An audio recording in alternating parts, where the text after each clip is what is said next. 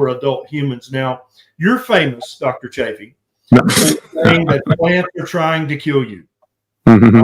That's kind of your tagline, and I know exactly what you mean by that. Tell people who are kind of new to this, because if you say broccoli's trying to kill you or cashews are trying to kill you, you know, for somebody who hasn't been studying nutrition and food and the history of food, they're like, what the hell? What? That guy's nuts.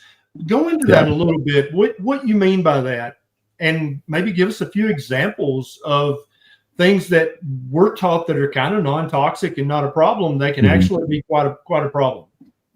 Yeah, well, you know, that statement came from my professor of cancer biology when I was in my undergrad at University of Washington. He was trying to impress upon us that these natural toxins occurring in plants that they use as defensive mechanisms, that these are not benign. We know about edible and inedible plants. If we get lost in the woods, you can't just eat any random plant because many of them will make you very sick or even kill you. Okay, so we know that these can be toxic or deadly. Out of the 400,000 plants in the world, the vast majority of them will kill you if you eat them because they're so toxic. But he was stressing the fact that the so-called edible plants actually had serious defense chemicals that we needed to consider, and that they could actually cause cancer. So they had carcinogens, and so he pointed this out. And he just, when he was going through all the data, and we were just getting our minds blown, he looked at us and he just said that he didn't eat salads or vegetables. He wouldn't let his kids eat salads or vegetables, and he just said, plants are trying to kill you. Like, why would you eat them? And so it was like, right. And that was that sort of stamp in my life that just said, okay, not eating plants anymore. And, you know, it's not like they have a vendetta against us necessarily. I don't know. I haven't asked a plant, but they absolutely don't want to die. And so they have defenses, and every living thing has a defense. And every living thing in nature is more than happy for you to die if they don't have to. And so while animals can run away or fight back, plants can't. And so they've developed other defenses. And we have categorized, classified, and named nearly 1 million defense chemicals that plants use as a mainstay to defend themselves against predation. And we need to take that seriously. I mean, a good example of this is latex. We wouldn't really think about this. We use latex gloves and things like that. That's actually a sap that's secreted from certain plants that when an animal starts chewing it, it releases this latex. It's very sticky, very tacky, and actually glues their teeth shut, which is a very elegant way to get something to stop eating you, glue their mouth shut. The problem for the animal is that they can't really get their mouth unstuck, and so they die of starvation. So the plant has no problem with you dying if it gets to live, or its babies get to live. This is why you generally see beans, legumes, seeds, nuts, things like that have a higher concentration of these defense chemicals. We even know this in our basic culinary experience. We have beans and legumes that we have to soak sometimes overnight, and we have to boil the living hell out of them. And that's to lower some of the toxic load. We ferment things, we soak them in lye or other chemicals, and this is to denature some of these toxins. The beans, for example, many beans are actually in that inedible class. That if you ate them in their raw form, they could make you very sick or even kill you. The WHO on their website even says that as little as 5 red kidney beans incorrectly processed have actually put people in the hospital. Absolutely.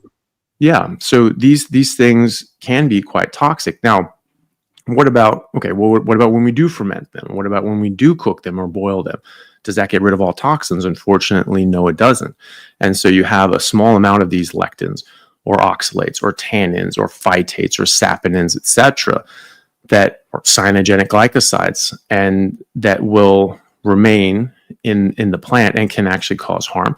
This can take a long time. This can take a long time to build up. But again, according to the WHO, as little as 35 to 40 almonds a day on for years, that can build up cyanide to the extent that you can start getting thyroid dysfunction and neurological dysfunction, because cyanide blocks the electron transport chain, your mitochondria, disrupts your energy cycles, and also blocks iodine from getting into your cells, including your thyroid. So it's called a goitrogen. Yep. Kale, we think kale is the most wonderful, magical crop out there, and that's because there was a marketing firm in the 2010s that went like, we're going to make kale a thing. Yep. And they paid Beyonce to wear a sweatshirt that said kale on it and things like that, got it into Manhattan restaurants and got it on the news. So that's where kale came from. But they had to stop giving kale to livestock because it had such strong goitrogens that it was causing stillbirths in baby lambs. It was causing big goiters. I've seen pictures of thyroid bulging out the size of their heads. And it was problematic for cows as well. So they said, okay, well, that's messing with our money. We can't give it to them. Just give it to people. It's fine. I mean, exactly. And I think it's important to say this for people who don't study this stuff and don't realize this. The domesticated vegetables and fruits and nuts and seeds that are available in your supermarket. It's important to know that we humans have crossbred those for hundreds, in some cases thousands of years, to take them from their wild state where they were like immediately lethal to where now you can eat them. And then, so that's the first step is generations of crossbreeding to make the apples big and fat and have lower levels of the anti-nutrients and the phytotoxins that can cause inflammation. But then also, anytime you cook the vegetables, you're going to lower whatever the remaining phytotoxins are by about another 80%, depending. Same goes for nuts and seeds. If you soak them, if you sprout them, and you roast them, you're going to knock down these phytochemicals by about 80%. So you're not going to remove them all. Dr. Chaffee is exactly right about that. But you are going to decrease them to the degree that many people can eat them and seemingly have no bad reaction. But if you're eating them daily and you're eating them for months and months and months and eating lots of them, this can build up and it can become a problem. That's absolutely true. Now, I've seen a couple of, we have a couple of friends in the carnivore community who are very meat heavy diet, but they believe the magic of fermented vegetables. And they every meal they'll have some kimchi or some real sauerkraut. Do you believe there's any magic in fermented vegetables or fermented dairy, or do you think, as I think, that just makes them less inflammatory, just like cooking and crossbreeding? Yeah, I would be in your camp. I think that if you're going to have these things, I think that's the exactly way to do it. And fine, if people want to do that, that's fine. People think I'm very dogmatic just because I make my personal choices to be very strict, but that's just how my body feels better. I'm happy for anybody to do what they want with their lives, and I encourage them to. And I just don't like people vilifying meat and animal fat and pretending that vegetables are just God's gift, because it's just that's not the whole truth. And so that's what I try to talk about and teach and let people make their own decision. As far as fermented foods, I mean, if you're going to eat plants, I mean, that is the way you do it. And that's going to significantly reduce, the toxic load. Now, there's an argument being made for the microbacteria, or for your microbiome and so the bacteria in there. I sort of have a different opinion on that. I mean, I've seen people just anecdotally not include those things and go on a carnivore diet, and their microbiome improves dramatically. And so, I wonder, is that absolutely necessary? Now, well, maybe if you've had antibiotics or you have extreme dysbiosis and this is not quite enough and you're having symptoms, okay, well, maybe that's something to consider. I have had another thought as well, which is just the fact that our oral biome changes dramatically when we go on a carnivore diet. We change.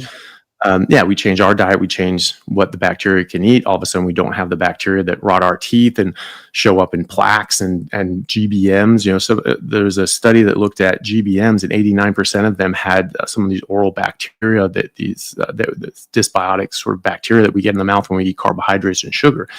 And so, same bacteria that would cause gingivitis. So when you change your diet, you get a very different oral biome. And so the same thing's going to happen if you're putting some kimchi or something like that on your meat and you're chewing it up together to sort of stuff those bacteria inside the bolus of meat to try to get it past your stomach acid, because generally just taking a probiotic, it just dies in your stomach acid.